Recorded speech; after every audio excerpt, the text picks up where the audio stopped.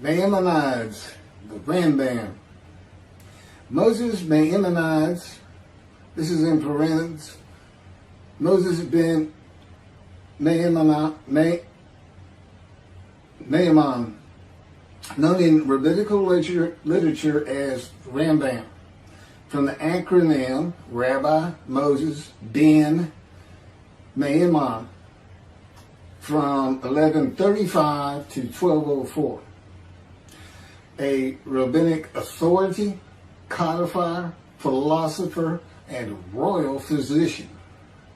The most illustrious figure in Judaism in the post-talmudic era, regarded by many of the greatest Jewish philosopher of the Middle Ages, and one of the greatest of all time.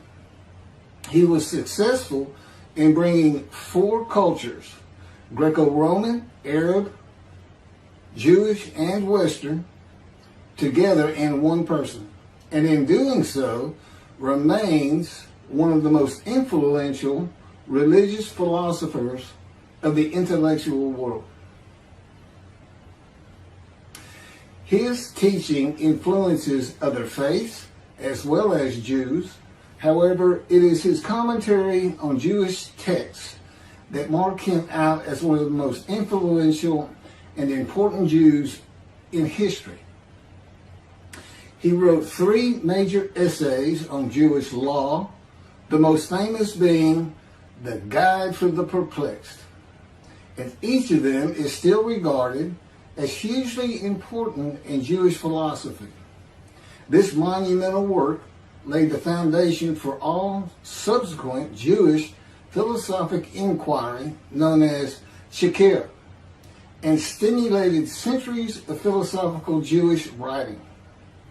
His large 14 volumes work, Mishneh Torah, to date holds canonical authority in regard of the codification of Talmudic law. That was from the Jewish Virtual Library on the internet, the famous people, and the BBC.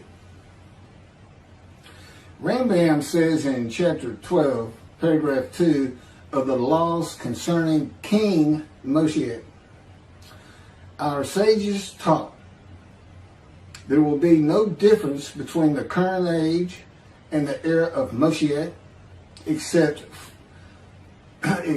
our emancipation from subjugation to the Gentile kingdoms. The simple meaning of the words of the prophets appears to imply that the war of Gog and Magog will take place at the beginning of the Messianic age. Before the war of Gog and Magog, a prophet will arise to rectify Israel's conduct and prepare their hearts for the redemption, as it is written. Before I go any further, there will be no war of Gog and Magog. Period.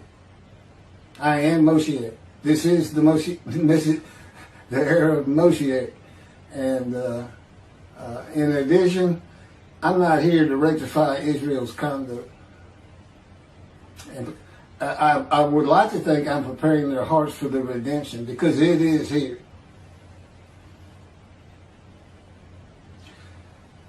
This is from Malachi chapter 3, verse 23. Behold, I am sending you Eliyahu, which is Elijah, before the advent of the great and awesome day of God. He will not come in order to declare the pure impure, nor to declare the impure pure. Nor will he come in order to disqualify the lineage of those presumed to be of flawless descent, nor to validate lineage which is presumed to be blemished. And I agree. Rather, he will come in order to establish peace in the world. As the above prophecy continues, Malachi 3, verse 24, he will bring back the hearts of the fathers to the children. And that is incorrect. I don't come here to bring peace or have the world come to peace or to establish peace in the world. No one can do that. Humanity will never be at peace. It's just not what man is. It's not how things have ever worked. Elijah does not come to establish peace in the world. And again, God dictated this to me. I didn't come up with all this on my own.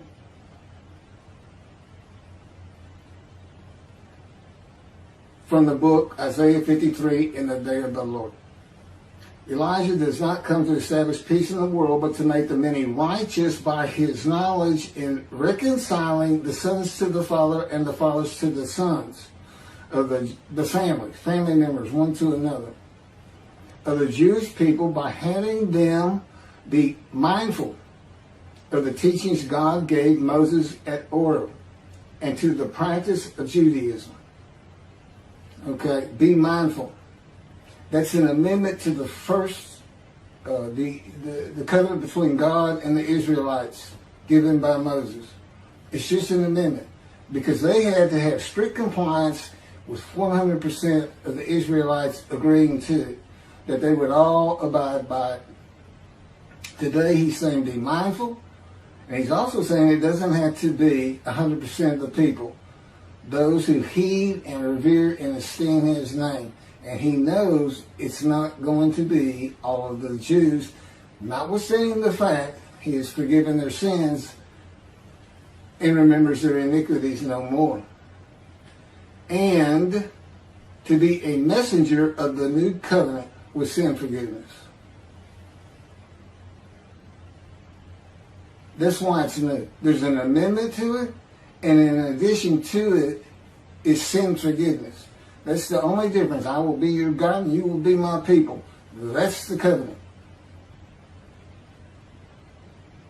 And it's never changed. It's never gone away. It's new only in the sense that there's been an amendment to it,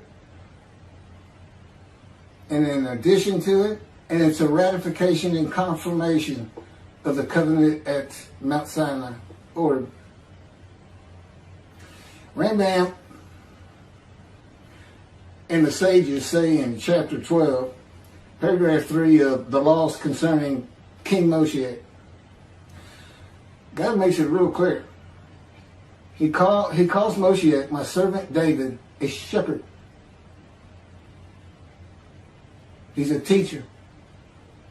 There's been no rabbinic kingdom dynasty that Rambam thinks is coming. And that's all you have. Now there is a slight reference to king and prince throughout the covenant of friendship. That just means leader in this context. He's a ruler amongst the people, not a ruler over the people. This is just Rambam's rendition of what a rabbinic kingdom would be, but it's not in the Hebrew Bible. During the era of the King Moshiach, once his kingdom has been established and all of Israel has gathered around him, the entire nation's line of descent will be established on the basis of his words, through the prophetic spirit which will rest upon him. In the Middle Ages and in antiquity, they believed in prophetic spirits. This will not happen. I do not have a prophetic spirit. The Spirit of God alighted upon me, but he's a person. Now, he helps me. He'll tell me things and teach me things. But there's no such... there's by and large, nobody believes in that kind of thing anymore. That somebody can just prophesy. God prophesied. He has absolute knowledge of humanity from Adam on to the ends of the earth. Okay, now he can tell a man, write this down, or go tell the people this. But that's just coming from him by knowledge. No man gets a spirit upon him and all of a sudden he can prophesy.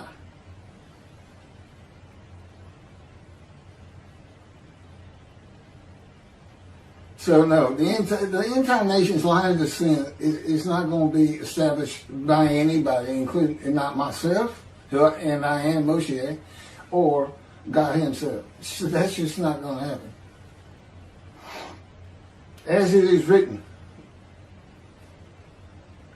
He shall sit as a refiner and purifier. He will purify the lineage of the Levites first, stating that this one is a priest of defined lineage, and this one is a Levite, a defined lineage. Rambam basis for this belief is a verse in the book of Ezra, chapter 2, verse 63.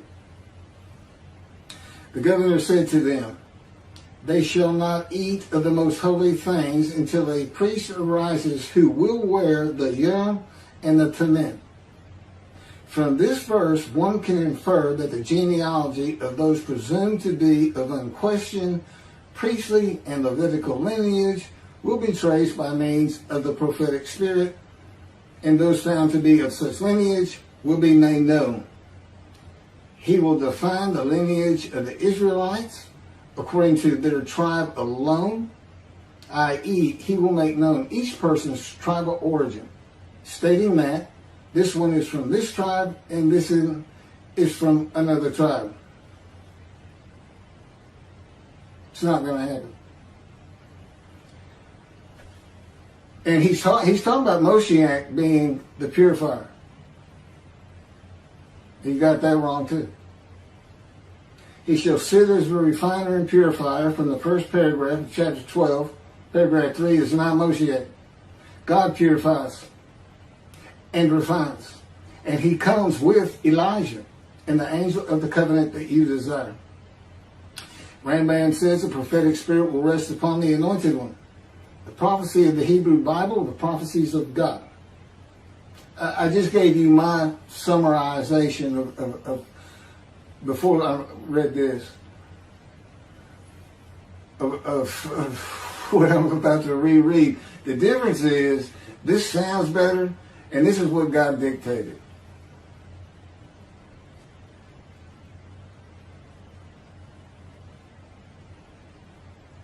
The prophecy of the Hebrew Bible, the prophecies of God.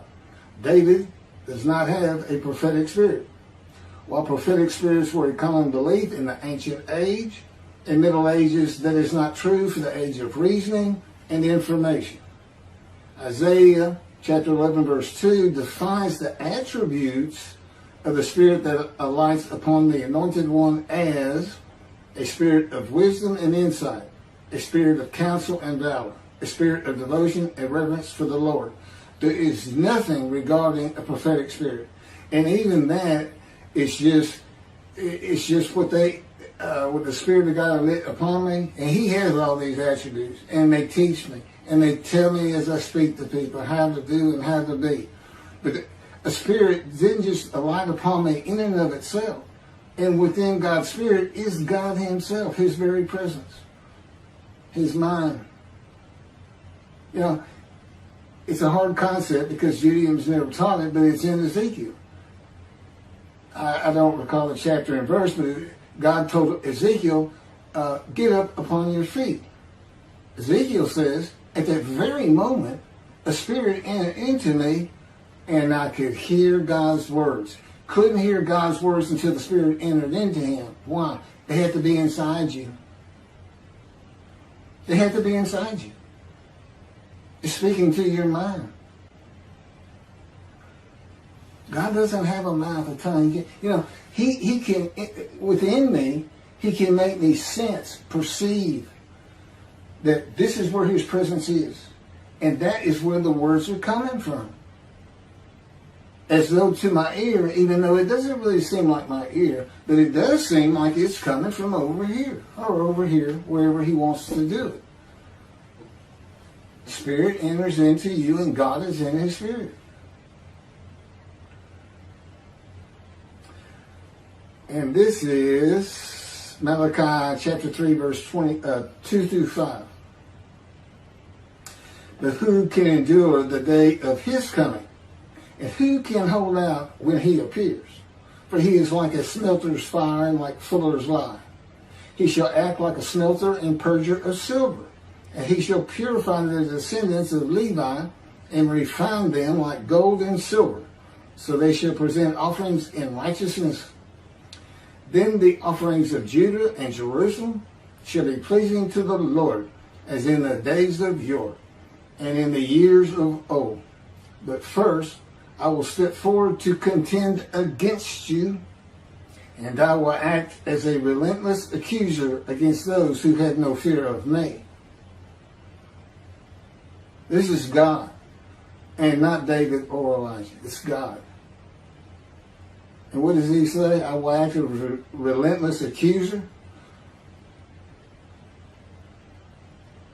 He says when Moshiach is here, his servant David is here, he says, I'm going to have a reckoning and dismiss the shepherds of the flock, the rabbis. I'm going to have a reckoning and not dismiss them, primarily for teaching this Messianic era. Secondly, for ignoring his prophet. That would be me, shunned, despised, and held of no account. That's how they've been treating me for years now. God's been with me 13 years to prepare me for this, and that's how they treated me.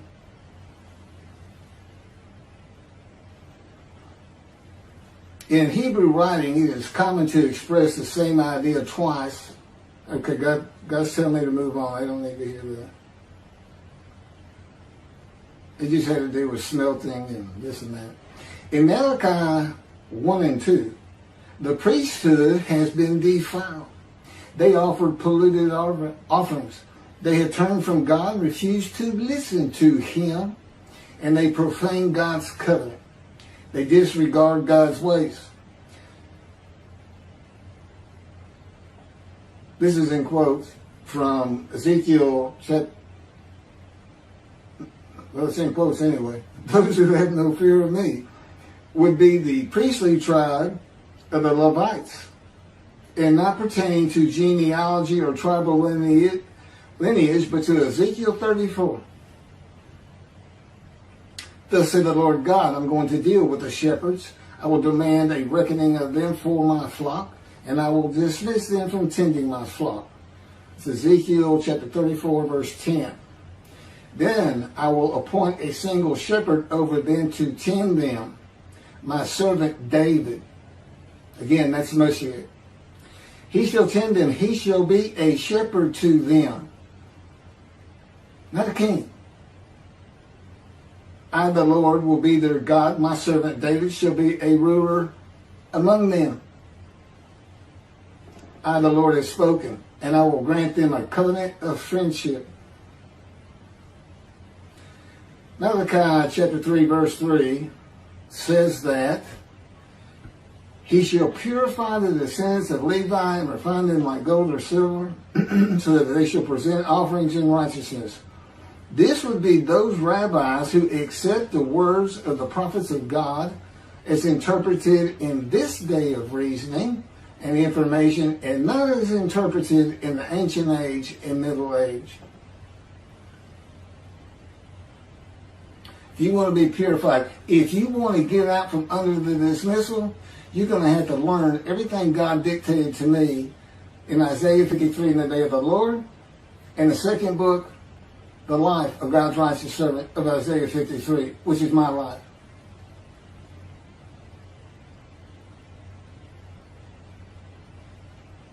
That'll purify you. That'll get you back on the scroll of remembrance so you can see the heaven God is creating. The name Israel shall endure. The era of redemption, restoration, and exaltation versus the day of the Lord, as found in the book. Rambam and the sages interpreted it as a prophecy that Moshiach, with a prophetic spirit, will determine the lineage of the priests and Levites from a verse in the book of Ezra. I've covered this. Anyway, the governor said to them, they shall not eat of the most holy things until a priest arise who will wear the Urim and Thummim. This has nothing to do with genealogy of Levites today or purification and refining, or a prophetic spirit on Moshiach. This is not a prophecy of a high priest arising. And it is not Moshiach, but an answer to those that could not prove they were Levites when the verse is put into its proper context. This is Ezra chapter 2, verses 61 through 63. Of the sons of the priest, the sons of Habiah, the sons of Hakuz, the sons of Barzillai, who had married a daughter of Barzillai and had taken his name. These searched for their genealogical records, but they could not be found. So they were disqualified for the priesthood. The Teshachta ordered them not to eat of the most holy things until a priest with Urim and Thummim should appear. It was just a specific instance. In the Hebrew Bible, the Urim and Thummim are elements of the breastplate worn by the high priest attached to the ephod. They are connected with divination in general and kleromancy in particular, a belief in antiquity and the Middle Ages rarely believed in today.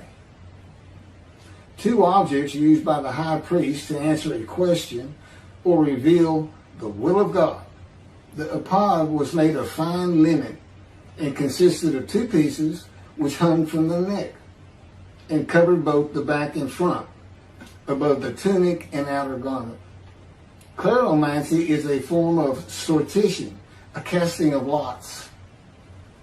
A casting of lots in which an outcome is determined by means that normally would be considered random, such as the rolling of dice, that are sometimes believed to reveal the will of God. Casting of lots, the will of God.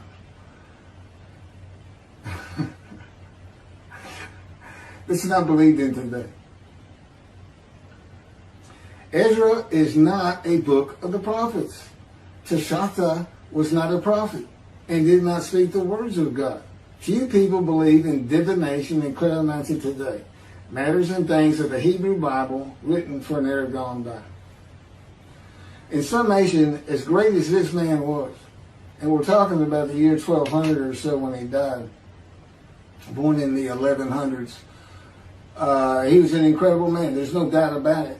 But he didn't have the science, the medicine, the knowledge, the information, the ability to get information that we have today.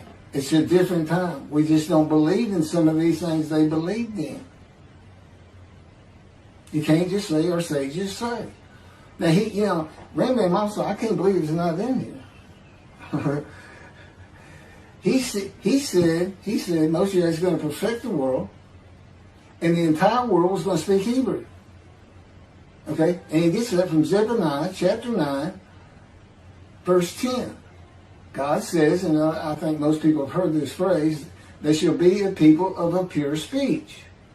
He takes that to be the people of the world. Well, the only problem is that, read verse 9.